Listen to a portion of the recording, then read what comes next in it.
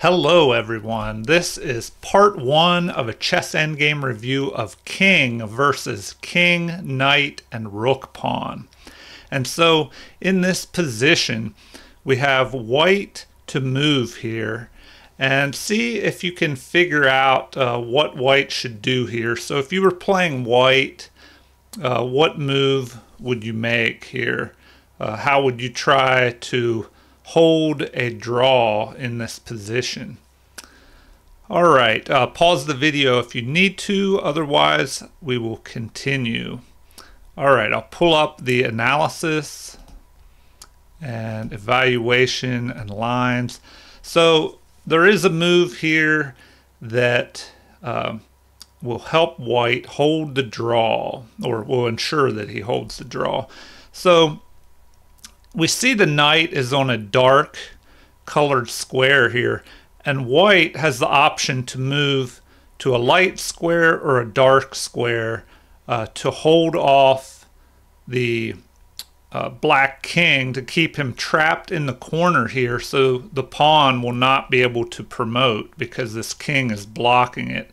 So the trick here is, if the knight is on a dark square like this, to jump in to a dark square. So king to f2 here, and now whatever this knight does, it can just keep checking the king, and the king just moves back and forth on f1 and f2 and keeps this king trapped and keeps the pawn from promoting. And so the game would play out possibly like this. So knight checks and the king just moves. And then if we have a check, just back and forth. And here you don't want to take the knight, or the king will be able to come out of the corner and promote the pawn. So you just stay on f1 and f2. And so whenever the knight is on the dark square, you move up to this dark square. And then when it moves to the light square, you just move back to the light square. And just remember to stay on these two squares to trap the king and prevent the pawn from moving forward.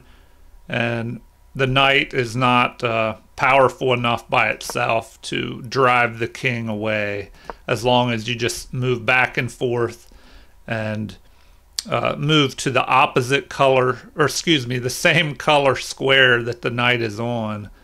And so anyway, in this position, it would end in a draw here. And the key is to just keep the king trapped in the corner by moving your king back and forth on f1 and f2.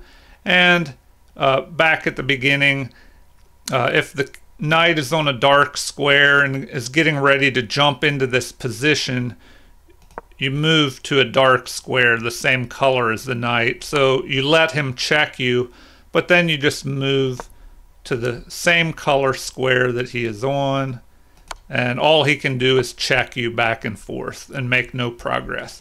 All right, let's jump into another example of this. Let's see here.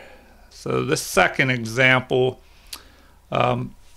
is also white's turn here, and I should have covered this up so you can take a better look at it without knowing the answer, but it's kind of obvious. You have to try and stop this pawn. So white will move in next to this pawn. And what this does is force this pawn to move down here to the second rank. And once that pawn moves there, it will help you draw, because the knight will have to stay there. Well, I'll just show you here. So the pawn will move forward, forced to move as it was being attacked here, and would have just been captured. So now the knight is protecting it. The king does not want to take the knight, of course, or the pawn will promote.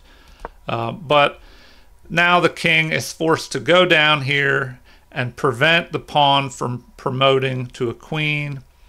And the problem is that the knight must guard this pawn, and the king has to come up and defend. But when the king tries to defend the pawn on the second rank, it will lead to a stalemate draw. And so the problem was that once this pawn is forced to the second rank, and it's a rook pawn, then it will lead to this stalemate. The way to win would be if the king could have gotten to the pawn in time and kept the pawn on the third rank here. But now that it is on the second rank, we have the king moving in here into the corner, and the king comes down to try and help, but it's no use because once the king moves here, now if the knight moves away, the king will just capture the pawn.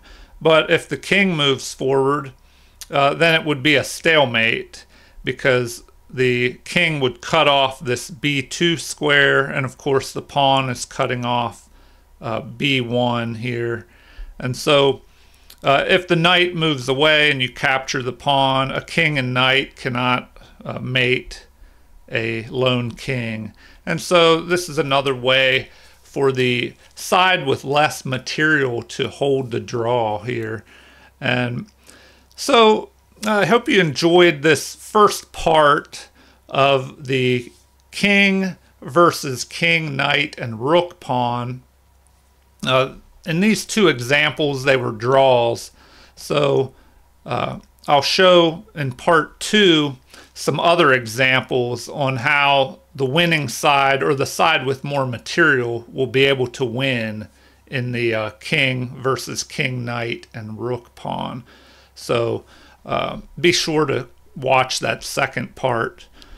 All right, if you've enjoyed this video, please like and subscribe and enjoy more of my videos. And also feel free to leave comments or suggestions on things you want to see or things that you would like me to do videos on in the future. Thank you and have a great day.